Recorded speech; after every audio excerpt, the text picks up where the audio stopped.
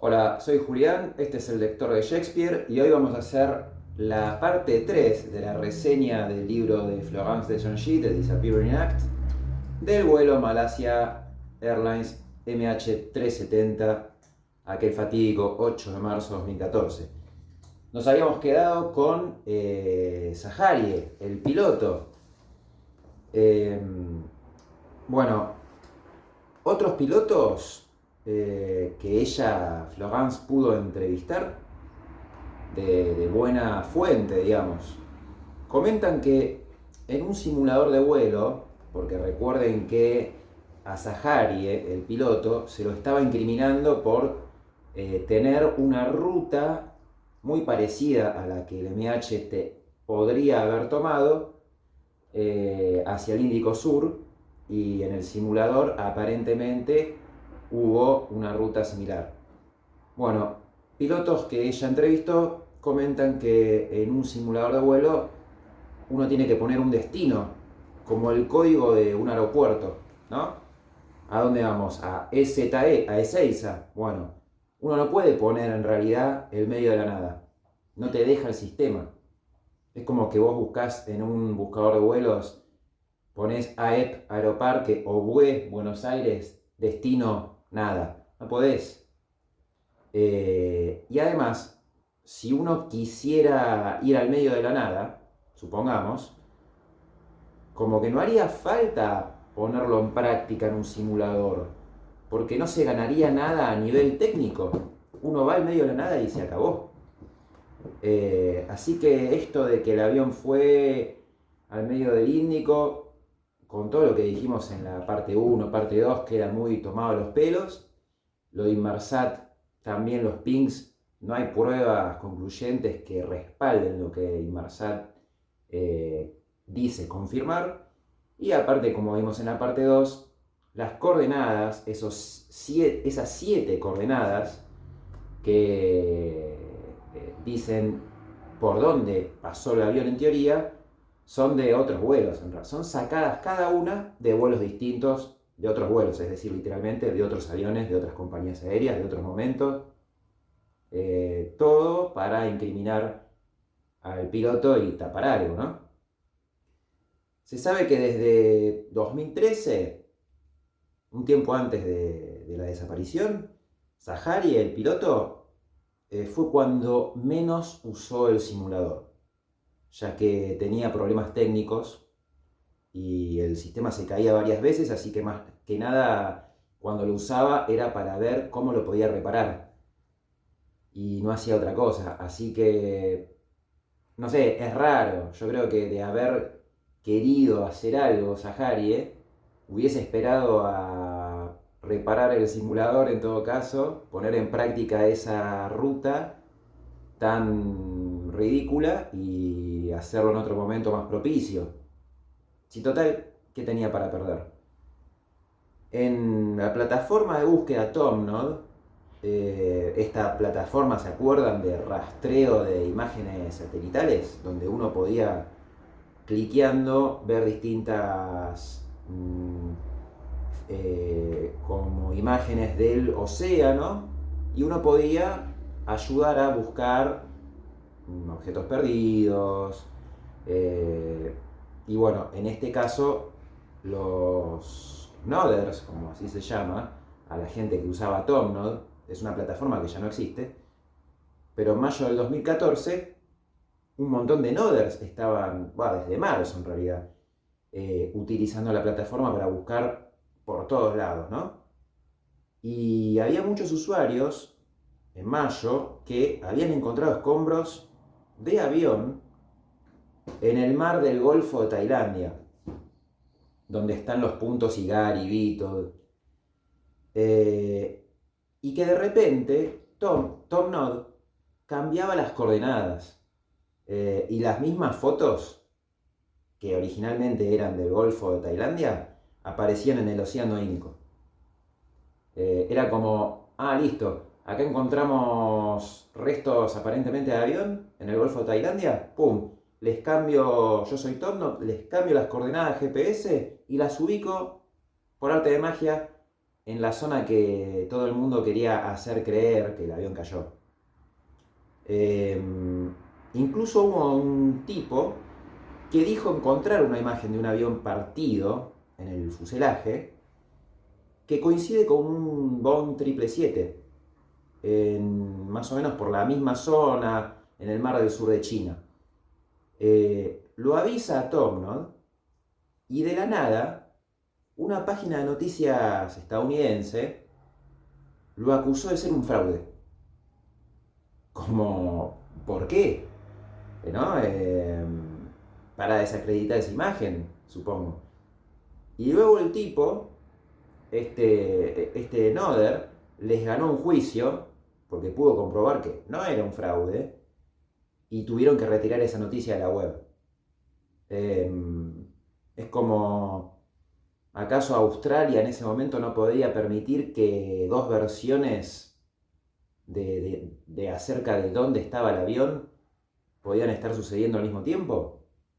Porque recordemos que en ese momento estaba la puja entre la versión de que el avión se estrelló en el Golfo de Tailandia o en el Océano Índico. Y a cada vez que aparecía algo en el Golfo de Tailandia, desacreditación instantánea. Luego Florence contacta a una italiana, experta en informática y fanática del caso, que le contó que la mayoría de imágenes y de mejor calidad de Tomnod hacían referencia al mar del sur de China, Golfo de Tailandia, donde de verdad había imágenes que se veía que no eran olas ni botes, sino partes metálicas de algo al menos. Entonces, esta chica quiso comprar imágenes de mayor resolución de esta zona en otra página que se llama Digital Globe. Pero sorprendentemente no había imágenes a la venta entre el 8 y el 15 de marzo a disposición en esa zona. Muy llamativo, muy llamativo. Pude igual comprar una sola imagen, que habrá quedado de repente sin bajar, del 16 de marzo, en donde pudo ver miles de objetos metálicos flotando, incluso uno que parecía la cola de un avión. Y corroboró que no fueran olas o que no fueran botes, porque bueno, no había mucho viento, la verdad, en ese momento. Eso lo pudo corroborar. Y quiso comprar la misma foto, pero en mayor resolución. Y el revendedor le dijo que no estaba a la venta, por más que estuviera en el catálogo. Cosa que es muy, muy rara. Luego Florence contactó a otra mujer, esta vez una mujer de Florida, en Estados Unidos, que se volvió la experta de los Noders. Esa aparece incluso en el documental de Netflix, por si la quieren ver. Y como aparte era fotógrafa, tenía buen ojo para ver cosas que el resto no, pudo analizar miles de fotos. Y pudo ver en varias donde habían restos metálicos, e incluso en unas fotos pudo ver, según ella, lo que sería la nariz del avión, y en otra la letra S del logo de Malaysia. Y todo esto en la misma zona del mar del sur de China, Golfo de Tailandia. Pero cuando tagueaba, le ponía un tag a la foto, Tomnod las desechaba automáticamente. Tomnod incluso empezó como a eliminar las coordenadas de las imágenes, que les pedía Tomnod mismo a los noders que analicen, e incluso esta mina se dio cuenta de que había imágenes que Tomnod decían que eran del Índico Sur, pero que en realidad eran del sur de China. Es decir, no era la única persona que estaba viendo lo que acabamos de comentar. Luego juntó todo lo que se recabó y lo puso en una página de Facebook. Pero Facebook se la borró sin avisar esa página. Encima empezó a notar, esta señora de Florida, que le estaban revisando el tacho de basura. Tachos de basura que en Estados Unidos cada propiedad, cada casa, tiene su propio tacho, ¿no? Afuera, en la vereda. Le estaban revisando la basura y vio que no era precisamente el personal de limpieza. Entonces ya eso fue demasiado. La italiana le contó también que unos meses luego del accidente, los sitios web de rastreo de vuelos más conocidos empezaron a tener errores respecto al MH. Por ejemplo, poniendo al MH370 en vuelo en el mes de julio, o sea, tiempo después del accidente, cuando ya se había dejado de usar el número 370 para el vuelo. Se lo cambiaron. O cambiarle al vuelo original el número de Boeing. Y todo esto indicaba a entender que estos sitios de rastreo habían sido hackeados. ¿Para qué? No sé. Y no solo eso, sino que ella y muchos otros notaron que la noche del 8 de marzo hubo unos aviones que volaron en dirección del MH, hacia el MH, a una alta velocidad, como si fueran más que aviones misiles, o aviones de guerra, quizás. Luego otro tipo, que era un arqueólogo marino, y era un cazador de tesoros, le contó a Florence que utilizó varios satélites para obtener distintas imágenes y también vio muchos restos de aviones, de avión, incluso cadáveres flotando. Y hasta días después del 8 de marzo, unos barcos llevándose partes del avión y en una se podía ver bien una Y. Luego en 2018, las familias chinas de los pasajeros le dicen a Florence que había un ex militar chino que pensaba como ella y que por qué no se reunía con él. Fue un ex militar que se dedicó a la radiotransmisión y dedicó su análisis del caso desde ese punto de vista. Es más, escribió un libro relativo al MH y la verdad espero comprarlo en algún momento porque parece muy interesante. Haciendo una triangulación de señales de radio, concluyó que el avión cayó en el mar del sur de China y algo seguro es que el avión se vio por última vez en el punto Beaton, no Higari, gracias a los radares primarios. La señal del avión desapareció en dos instancias. Primero fue el modo S, a la 1:20:36 miren qué precisión, 5 segundos luego de pasar por Higari. Este modo, el S, es el más completo porque indica altura, velocidad y otra data, aparte de una señal de llamada.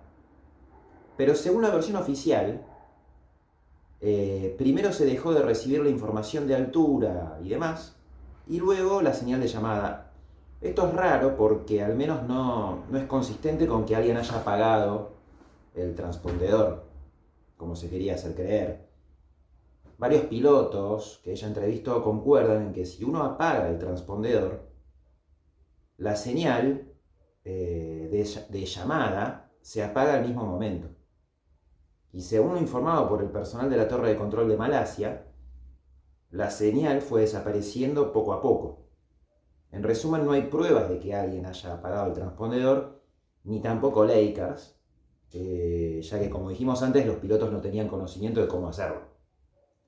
Encima la foto de la imagen de radar mostrada a las familias en este hotel llamado Lido, que se mostró medio así rápido, sobre todo a las familias chinas, tipo, miren, acá hay unas imágenes de radar y no sé si lo hicieron por error, se vio que no eran del MH, sino de otro avión, lo hicieron también para capaz confundir y que muy probablemente el último ping de Inmarsat correspondiera con el vuelo UAE 343.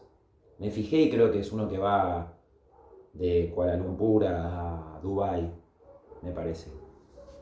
Pero todas cosas plantadas, como para encubrir. Nada realmente que tuviese una prueba concreta cuando se está hablando de que el avión tomó otra ruta. Nada. Un ingeniero nuclear del grupo independiente, este grupo independiente lo pueden ver en el documental de Netflix, fue un grupo de científicos que seguían a rajatabla los datos de Inmarsat y todo lo que fuese no conspirativo, sino data real. Paréntesis, el problema de eso, me parece bien, pero el problema de eso es que justamente agarrarse de los datos de Inmarsat, cuando Inmarsat era una empresa dudosa, lo que daba como información no se podía verificar su fuente, cómo llegaron a eso, etcétera, etcétera, y ya vimos que las inconsistencias en lo que tiene que ver con toda la ruta hacia el Índico, agarrarse de eso, bueno, ya uno tiene que empezar a considerar otras alternativas. Un ingeniero nuclear de este grupo analizó las imágenes estas imágenes de radar y concluyó que en el momento que el MH gira en U, que en teoría gira en U, deben ser imágenes superpuestas, una encima de la otra, porque el avión no podía girar de esa manera por cuestiones aerodinámicas. Cuando los franceses se metieron en el caso, cuando apareció esto del flaperón en la isla de la Reunión, y quisieron analizar las imágenes en crudo de radar, Malasia no se las quiso dar. Indonesia dijo que sí, que tenía imágenes que había visto al principio del avión, pero se negó rotundamente a dar las imágenes de radar por cuestiones de defensa. Quizás en realidad no había ninguna imagen para mostrar porque el avión directamente nunca pasó por ahí. Y es una explicación más simple. Otra inconsistencia fue que Vietnam dijo que la última vez que lo vio al avión fue en Beetle, pero recordemos en la parte 1, cuando yo en la parte 1 dije, esto es muy importante, cuando dicen que el avión, Malasia dijo creo, que el avión pasaba a las 2:40, bueno, empiezan a haber inconsistencias después. Entonces repetimos, que otra de las inconsistencias fue cuando Vietnam dijo que la última vez que lo vio fue en Beetle, pero luego se alinea con Malasia y dijo no, en realidad fue Igari. Porque si de verdad estuviera en Beetle, no cuadraba los tiempos para que el avión después girara en U y fuese por el estrecho de Malaca y todo el sur del Índico. Así que no cuadraba con los tiempos de la narrativa oficial, y es por eso que Vietnam tuvo que cambiar su versión por esta otra que es una farsa. La noche del 8 de marzo se sabe que hubo al menos un avión AWACS de Singapur por Malasia, y bueno, son aviones que pueden ver 400 kilómetros a la redonda cualquier avión, así que seguro vio el MH. Y lo que se sabe es que el 7 y el 8 hubo en la región una cantidad masiva de aviones militares en el cielo. Si el MH fue realmente interceptado por 2 AWACS, como le contaron a Guilain Wattrelos, eso puede explicar por qué el transpondedor se percibió en el radar de Vietnam como que fue disminuyendo poco a poco hasta apagarse, y no que se haya apagado de una. Y que se haya apagado el Lakers también, porque estos aviones bloquean todo. Y nos quieren hacer creer que el MH fue por el estrecho de Malaca sin ser visto, cuando Malasia forma parte desde 1971 del Five Power Defense Agreement con Estados Unidos, Nueva Zelanda, Reino Unido, Australia, Singapur. Es imposible que de haber tomado esa ruta nadie lo haya visto. Hasta se dijo que se detectó la señal del celular del copiloto, es decir, de Farik, cuando estaba pasando, en teoría, por sobre Malasia, al oeste. Pero no tiene sentido, ¿por qué solo la de él y no de todos los demás chinos que llevaban hasta 2 celulares por zona, por cabeza?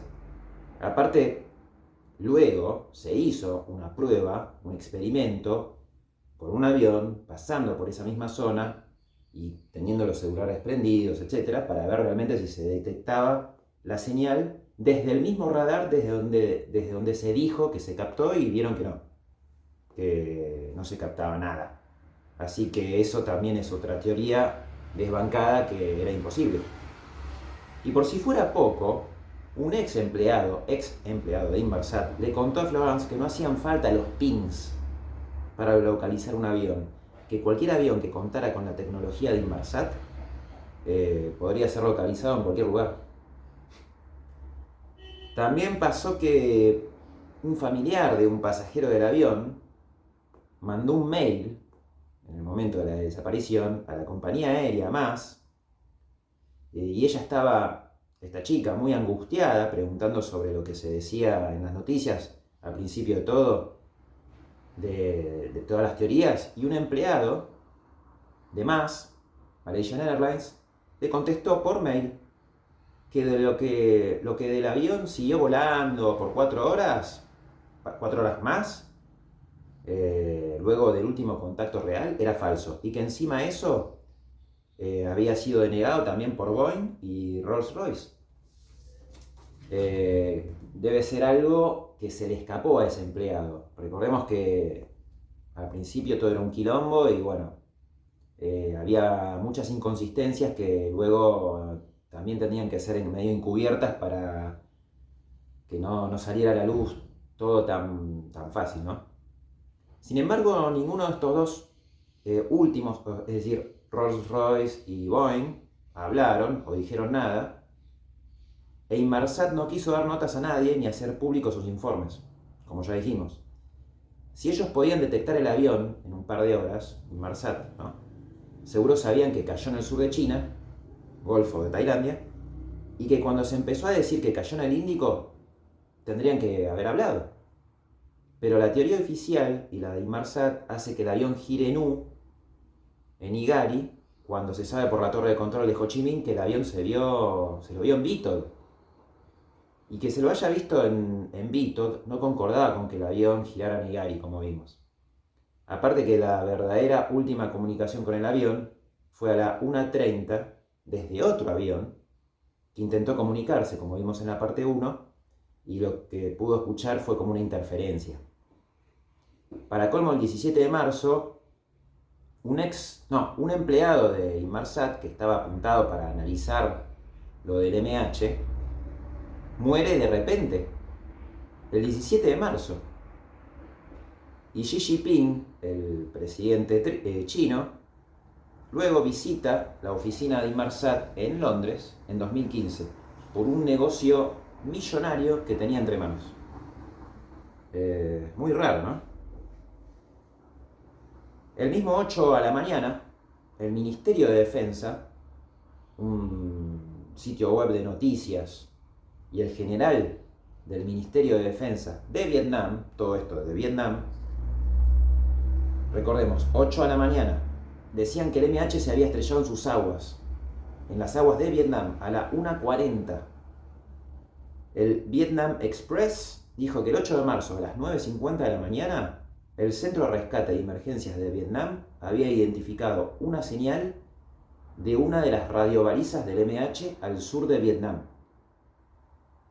Estas señales son únicas a cada avión, no pertenecen a el MH370. Es más, todos los barcos de la zona recibieron un mensaje de emergencia para que estén atentos buscando el avión.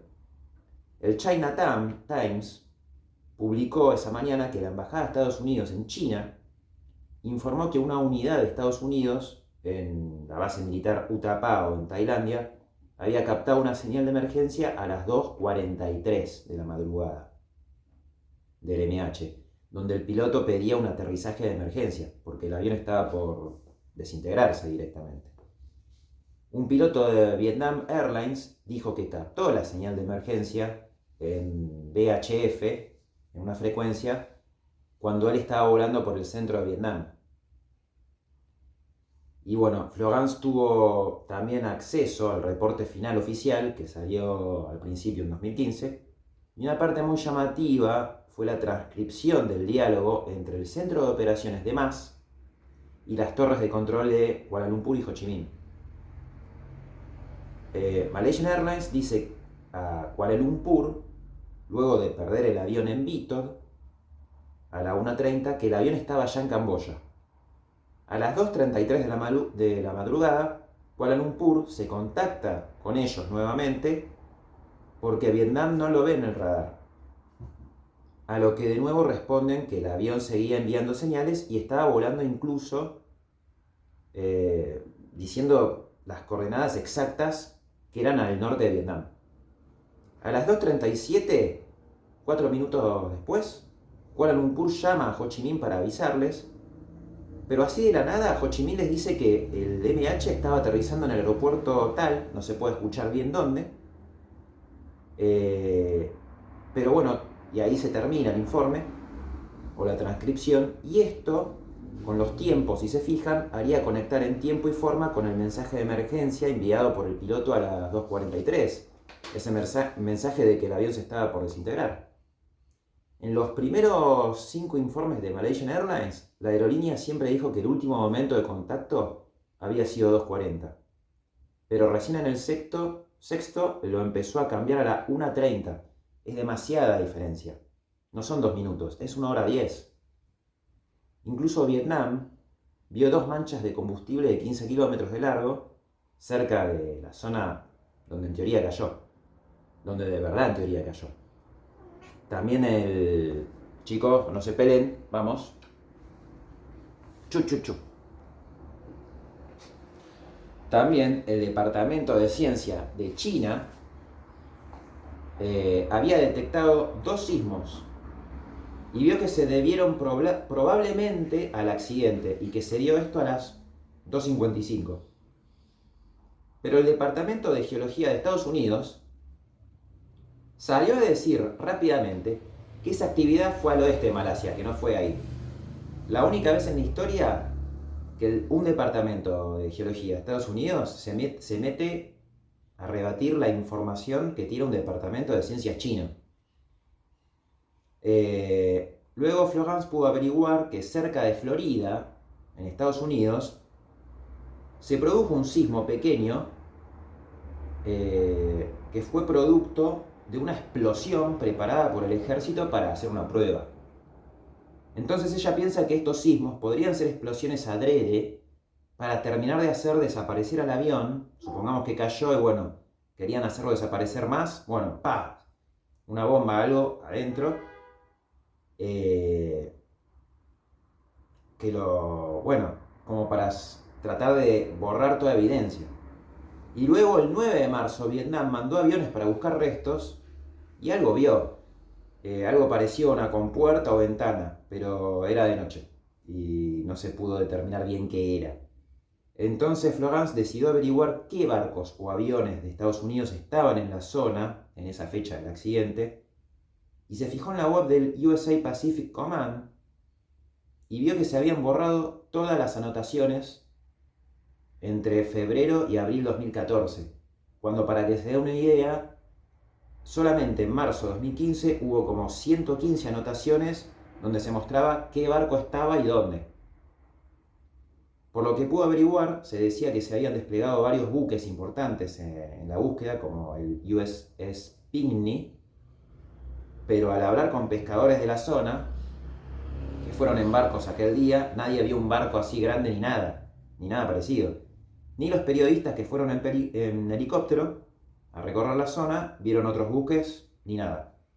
La página oficial de Facebook del USS Pinckney, ahí el comandante del USS elogió la labor de sus subordinados, cosa rara porque lo único que estaban haciendo de grandioso era en ese momento ir a la zona de la búsqueda, no estaban haciendo nada de extraordinario. Y mencionó algo así como: qué pena esto de la tragedia. Como sabiendo que ya había pasado algo que implicase que el avión no hubiese caído. Cuando estamos hablando de, no sé, al toque del 8 de marzo. Al día siguiente postearon un mensaje para que los familiares del personal no divulgara ninguna información porque era peligroso para la misión. Pero realmente era un barco enorme y nadie lo vio. Y si no estaba ahí, ¿dónde estaba en realidad, de verdad, el USS Pinckney? O sea, muchas cosas no cuadran, como verán. Luego, así de repente, Malasia, Estados Unidos y Vietnam empezaron a negar que se haya encontrado algún resto. Todo lo que se había visto flotando al final resultaba ser otra cosa. Y las manchas de combustible No, no eran manchas de combustible, eso es coral, decían. La llamada de emergencia del avión, esta de que el piloto dice que el avión se está por desintegrar, queda en el olvido. Y las imágenes de radar donde se veían escombros difundidas por China, ya había dicho Hussein que habían sido difundidas por error. Cuando vemos que China por error no hace nada. Y acá llegamos a la parte muy interesante de Michael Jerome Mackay, este tipo neozelandés que ve al avión cayendo como en una bola de fuego desde la plataforma petrolera el 8 de marzo a la noche, o a la madrugada si se quiere. Él había salido a fumar, a tomar un café como hacía siempre. Manda un texto muy detallado con las coordenadas exactas sobre la bola de fuego que vio, sobre lo que le pareció que era el avión cayendo en picada. Lo informa a las autoridades de Malasia y Vietnam, luego a sus empleadores, e inmediatamente lo echan, lo rajan del laburo, aparentemente por uso irresponsable de la computadora laboral. Y lo mandaron a Nueva Zelanda.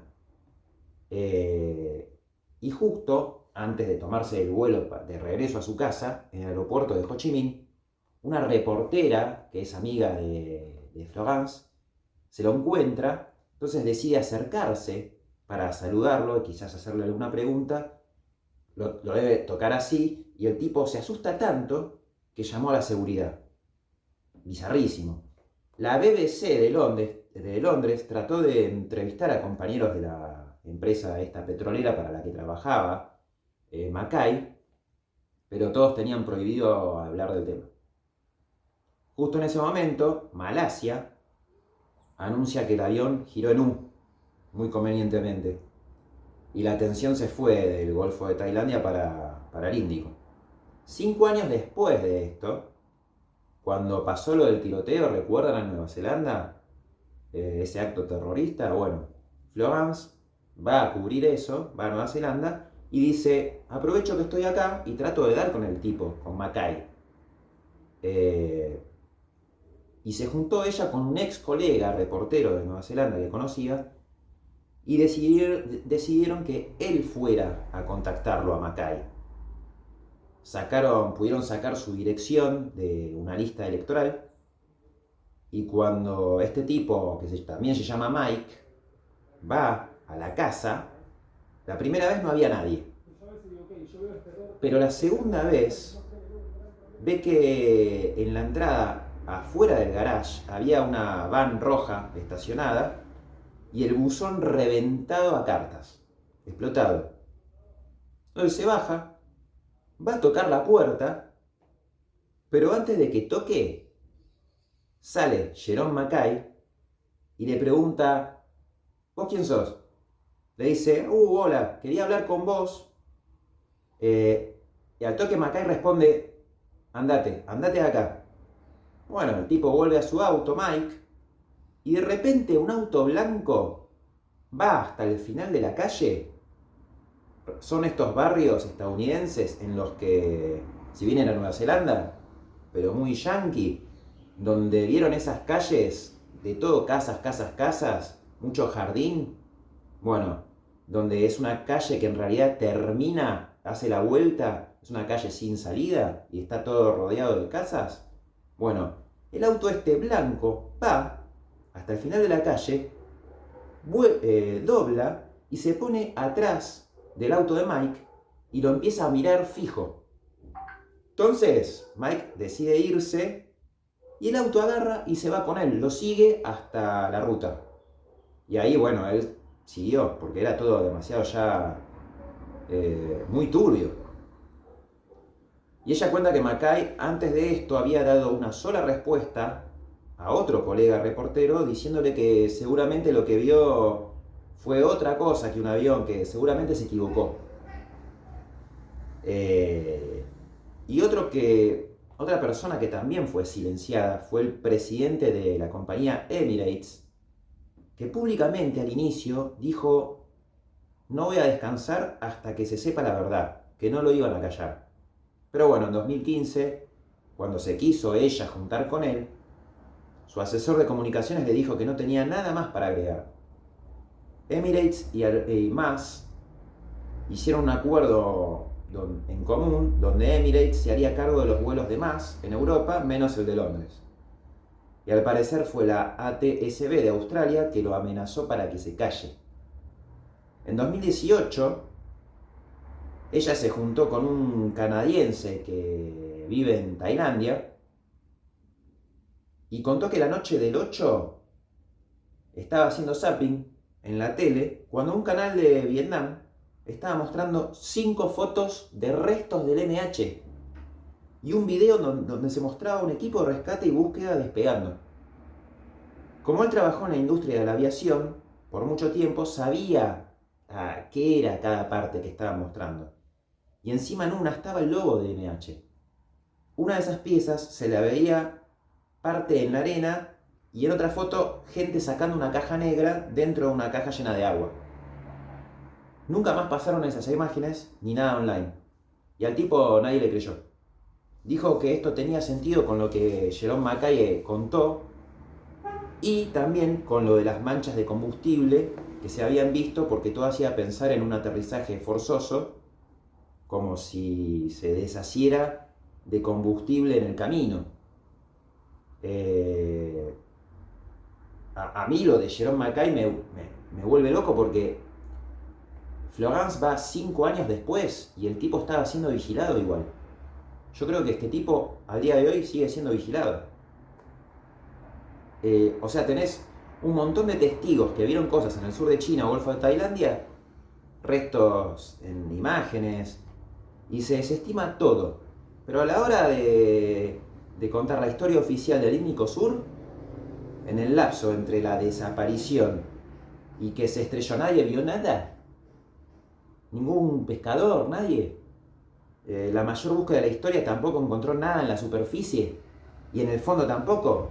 Luego de que Ocean Infinity hiciera toda esa búsqueda, no se encontró nada. O sea, es algo creíble o poco creíble.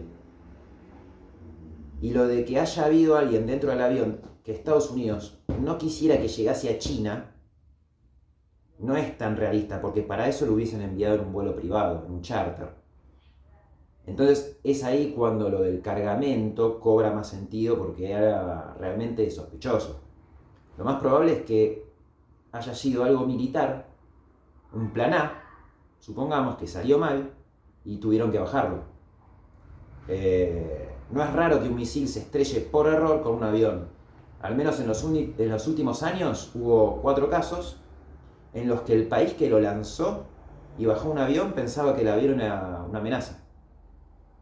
Pero suponiendo que había algo en el cargamento que no debería llegar a China, seguramente algo tipo un dron avanzado de Estados Unidos, extraído desde Afganistán, que por ese entonces estaba retirando muchas tropas yanquis de esa zona.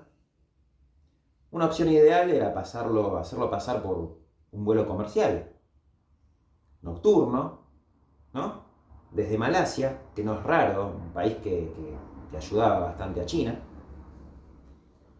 Y bueno, tenés estos aviones AWACS que interceptan al avión luego de pasar por el punto Igari.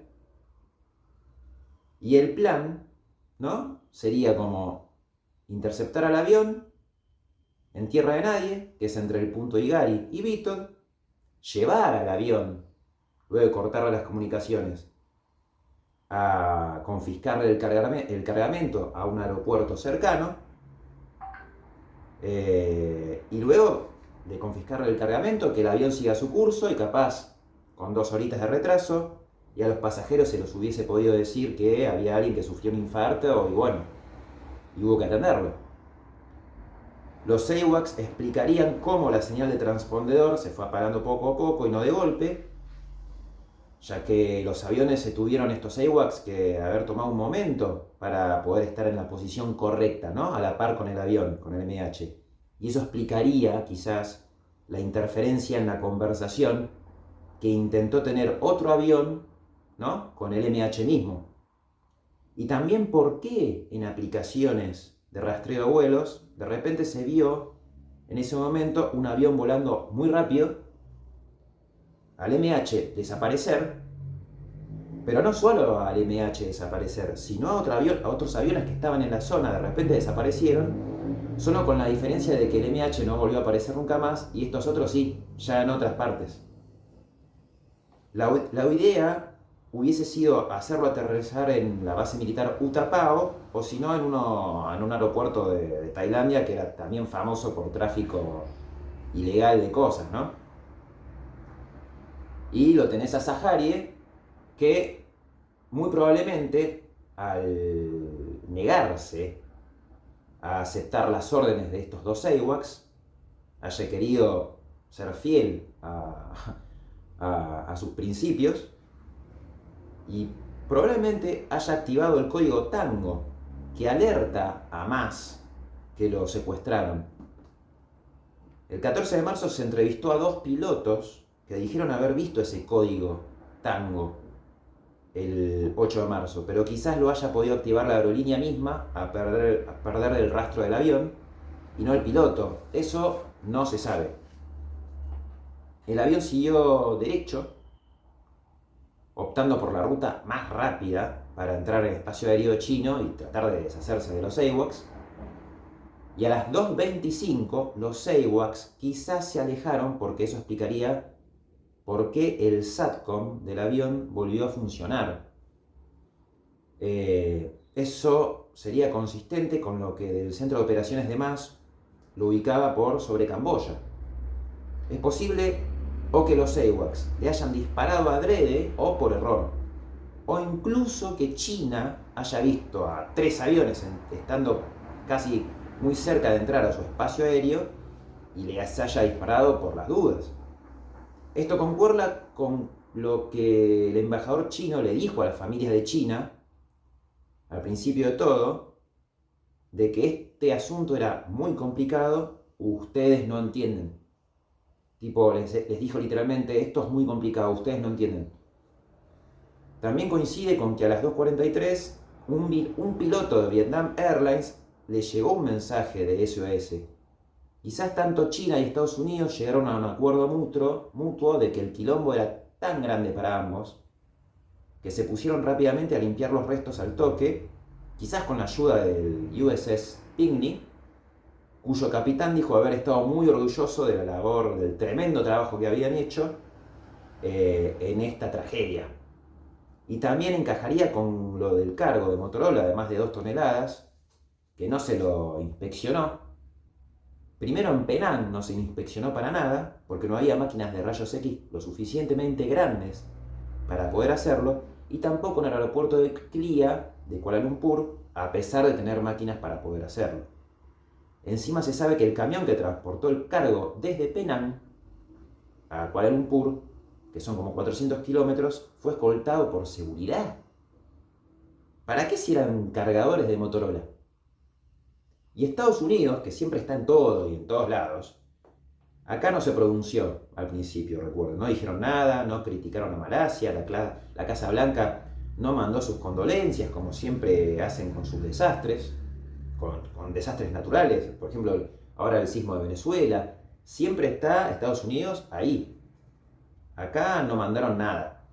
Sin embargo, ella pudo averiguar que mientras no decían nada públicamente, sí que la Casa Blanca llamaba al ministro de Defensa Hussein todos los días. Y generalmente cuando eso pasa con Estados Unidos es para dar consejos y órdenes sobre los pasos a seguir. 2 días después del accidente se arregló una llamada entre Obama y Xi Jinping en la que hablaron del MH, pero no se hizo público de lo que hicieron en esa llamada, en el reporte escrito de la charla. 2 semanas después de esto, ambos presidentes se juntaron en La Haya, en una convención de seguridad nuclear, y cuando le tocó el turno de hablar a Obama, habló de todo menos del MH. Pero cuando fue el turno de Xi Jinping, dijo que Obama le había ofrecido mandar ayuda para buscar el avión, que iba a compartir toda la info que tuvieran con ellos. Una manera sutil de que Estados Unidos no quede limpio, ¿no? y de que ya no iban a poder negar que parte de lo que hablaron por teléfono 2 semanas antes fuera el MH. Bueno, y luego tenemos a los medios de comunicación estadounidenses que fueron parte del encubrimiento. El 13 de marzo fue el Wall Street Journal que dijo que el avión había seguido volando por horas, pero Boeing y Rolls-Royce negaron eso. Nadie escuchó a estos últimos dos, sino al diario. CNN prefirió seguir lo que un experto en aviación decía sobre que el avión no siguió volando, pero luego se alineó a la versión oficial. Luego fue el New York Times que publicó sin verificar que el avión, luego de girar en U, se elevó tanto, ¿no? Se elevó para despresurizar la cabina y luego bajó hasta un nivel donde los radares no lo pudiesen ubicar. Y luego CNN fue la que dijo que se detectó el celular del copiloto por encima de Penang. Y justo después del accidente de Malasia, Malasia y Estados Unidos son, recordemos, los mejores amigos. Y China, que perdió el 60% de los pasajeros del avión eran chinos, China que perdió a todos ellos, apenas se involucró en la ayuda. Contribuyó solo con un 10% a la búsqueda liderada por Australia. Era como, yo sé que el avión no se perdió ahí, ¿para qué voy a poner plata? Pero la alianza entre Estados Unidos y Malasia es muy, muy llamativa. Convenientemente, China, poco tiempo después del accidente, logra firmar un acuerdo de libre comercio con Australia, luego de estar trabado por 10 años. Y también empieza a instalar plataformas de petróleo y a construir bases militares en el sur de China. Espacio en disputa con Vietnam, en teoría. A lo que Estados Unidos miró para otro lado y no hizo nada, porque generalmente se mete. No es que China puede hacer cualquier cosa. A Vietnam, Estados Unidos le levantó un embargo de armas y empezó a comerciar con ellos, teniéndolo como el socio comercial más creciente, con mayor crecimiento de los últimos años. Francia hizo su primera visita presidencial a Australia, su primera de la historia, firmando también un tratado submarino. Francia también hizo su primera visita oficial a Malasia y trató temas comerciales y militares. Reino Unido fue la que impulsó con Inmarsal la teoría del Índico Sur. Y puede ser que Rusia le haya dicho al novato de Xi Jinping por aquel entonces que esto del avión que hizo Estados Unidos, supongamos que Estados Unidos haya hecho lo que dice Florence, Putin le haya dicho, mira, esto no puede quedar así, te voy a ayudar para que se equilibre la balanza, ¡pum! Y derribó al MH17. Como para decir, mira que si vos haces esto, nosotros estamos haciendo lo otro, estamos apoyando a nuestros aliados. Justo antes de ese hecho, los dos presidentes, el ruso y el chino, se juntaron en una cumbre del BRICS. Entonces, qué sé yo, puede ser. ¿Y por qué el piloto, si se quería suicidar, hizo desaparecer a todos con él? ¿Por qué si los quería hacer desaparecer, en realidad, no fue directo al Pacífico, que es más grande y más profundo? O sea, no tiene sentido.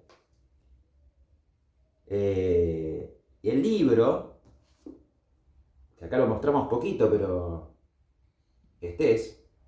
termina con un análisis de distintos casos de accidentes aéreos donde se pueden sacar conclusiones relativas al MH. Por ejemplo, tenemos el caso del vuelo de Silk Air 185 en 1997, que iba de Yakarta a Sumatra y se estrelló. Y Estados Unidos culpó siempre al piloto como suicidio. Pero 7 años después, es decir, en el 2004, se descubrió que fue un problema técnico. ¿Por qué? Porque las familias de los pasajeros siguieron insistiendo con que se investigue el caso.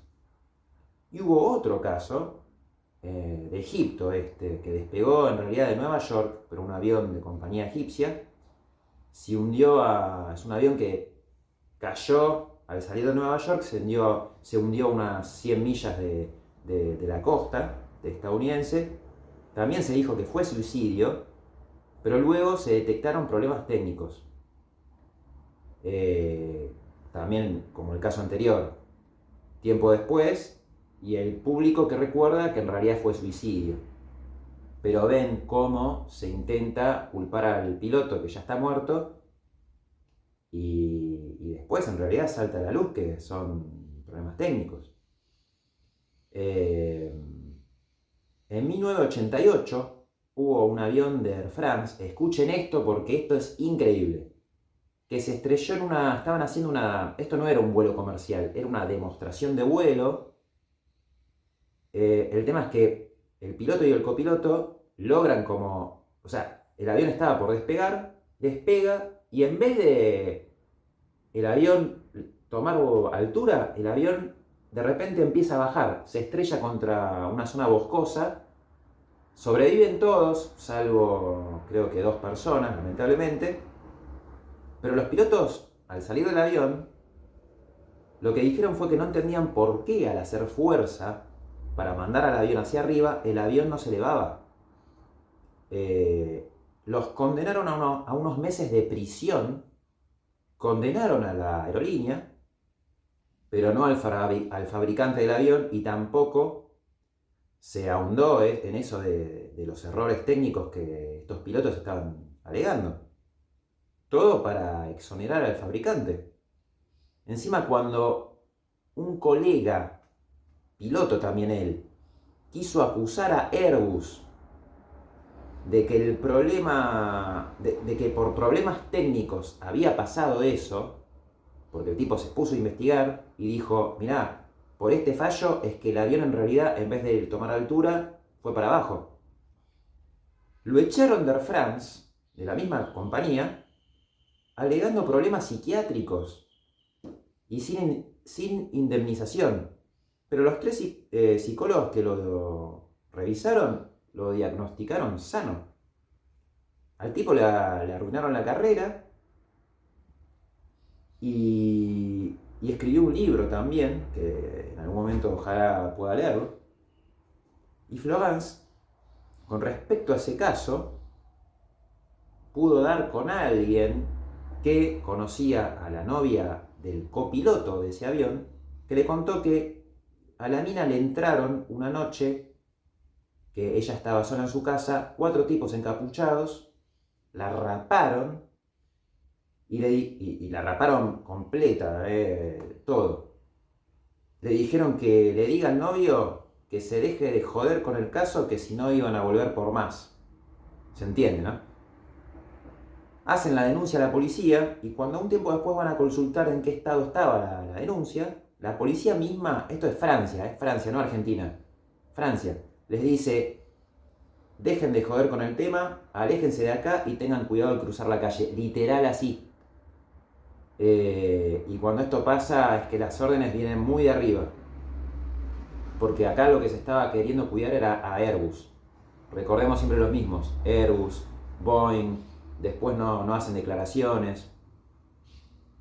También está el caso del avión italiano Itavia 870, y con esto terminamos, en 1980.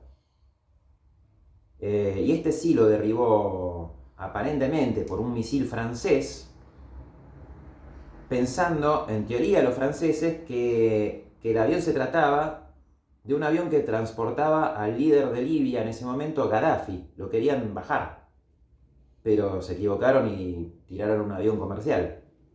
Luego de que haya habido 3 investigaciones distintas, cada investigación sacaba una conclusión distinta. Y la sociedad italiana sospecha al día de hoy de que fue un misil, pero la investigación oficial dice que fue una bomba desde adentro del avión. Al día de hoy, nadie de entre Francia, Estados Unidos ni nadie aceptó la responsabilidad. Y para colmo, 20 testigos del accidente de Itavia fueron muriendo de formas muy misteriosas con el correr del tiempo. Hasta ahí llega todo lo que nos cuenta este increíble librazo de Florence de Gianchi. La verdad que me encantó. Creo que está en el puesto número 3 de los libros que me gustaron en toda la historia. La verdad. Ojalá que alguna vez se pueda desbancar la historia oficial y ver realmente qué pasó, porque no creo nada a lo que dice la historia oficial. El documental de Netflix da tela para cortar, pero no es concluyente. Y el video de The Wild Project, de este ingeniero español diciendo que el avión terminó en el Índico, bueno, le podemos decir que vea este video, lea el libro, porque claramente yo vi ese video y este chico no vio nada acerca de todo lo que involucra el caso. Ya vimos que Inmarsat le erró de forma adrede en lo que concierne a los pings. Así que bueno, espero que les haya gustado. Esta es mi reseña más larga y les prometo que de ahora en más se vienen reseñas cortitas. No los voy a amedrentar con tanto. Bueno, gracias y nos vemos en la próxima. Chao.